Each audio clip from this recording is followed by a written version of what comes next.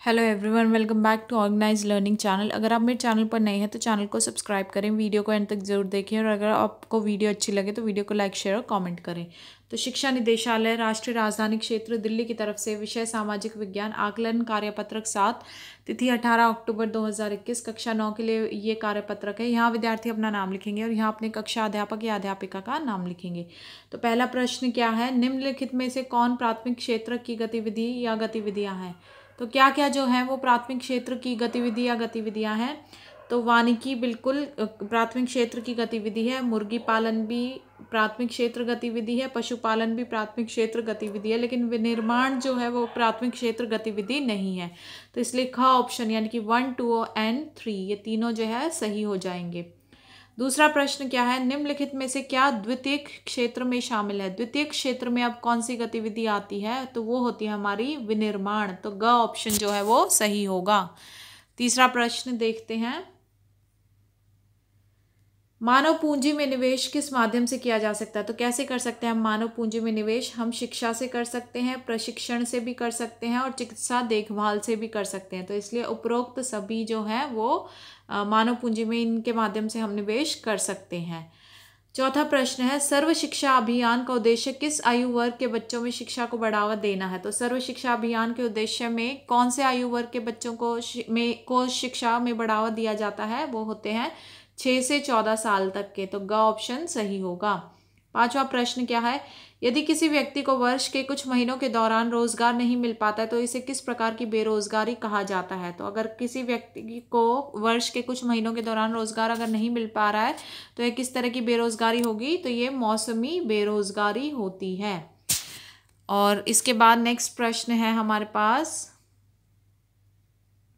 जनसंख्या की गुणवत्ता किस पर निर्भर करती है। तो किस किस चीज़ पर निर्भर करती है जनसंख्या की गुणवत्ता। साक्षरता दर पर करती है, स्वास्थ्य पर भी करती है, कौशल पर भी करती है और तो इसलिए हमारे पास जो है सही ऑप्शन क्या होगा, उपरोक्त सभी। तो इन सभी में जो है जनसंख्या की गुणवत्ता निर्भर करती है।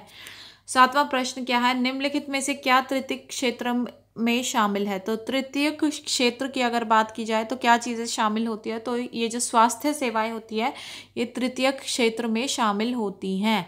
तो घ ऑप्शन सही होगा। आठवां प्रश्न क्या है कि स्वयं उपभोग क्या है। तो स्वयं उपभोग क्या है, एक गैर बाजार गतिविधि। तो इसलिए ख ऑप्शन जो है वो सही हो जाएगा। अगला प्रश्न क्या है, अभिकथन दिया हुआ है हमें कि जनसंख्या की गुणवत्ता में सुधार होता है और यह एक बड़ा दायित्व बन जाता है। तो ये बिल्कुल सही है कि जनसंख्या की गुणवत्ता में अगर सुधार होता है तो यह हमारे लिए एक बहुत बड़ा दायित्व बन जाता है। इसका कारण क्या दिया हुआ है कि मानव पूंजी में निवेश शिक्षा, प्रशिक्षण और चिकित्सा सुविधाओं के रूप में किया जाता है। तो ये बिल्कुल सही स्टेटमेंट है कि मानव पूंजी में निवेश शिक्षा, प्रशिक्षण और चिकित्सा सुविधाओं के रूप में किया जाता है, लेकिन ये कारण इस स्टेटमेंट का सही नहीं है, ये इसकी सही व्याख्या नहीं करता। तो इसलिए हमारा ख ऑप्शन सही होगा कि ए और आर तो दोनों सही हैं, लेकिन आर जो है वो ए की व्याख्या नहीं करता।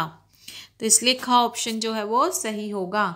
10वां प्रश्न क्या है, अभिकथन दिया हुआ है कि शिक्षित माता पिता अपने बच्चों की शिक्षा में अधिक निवेश करते हैं। ये बिल्कुल सही बात है कि शिक्षित माता पिता अपने बच्चों की शिक्षा में ज़्यादा निवेश करते हैं।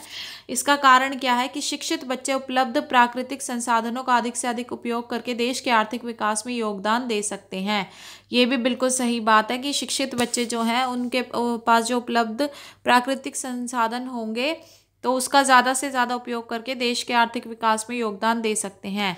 तो ए भी सही है और आर भी सही है और आर जो है ए की बिल्कुल सही व्याख्या है। तो इसलिए क ऑप्शन जो है वो सही हो जाएगा कि ए और आर दोनों सही हैं और आर ए की सही व्याख्या करता है।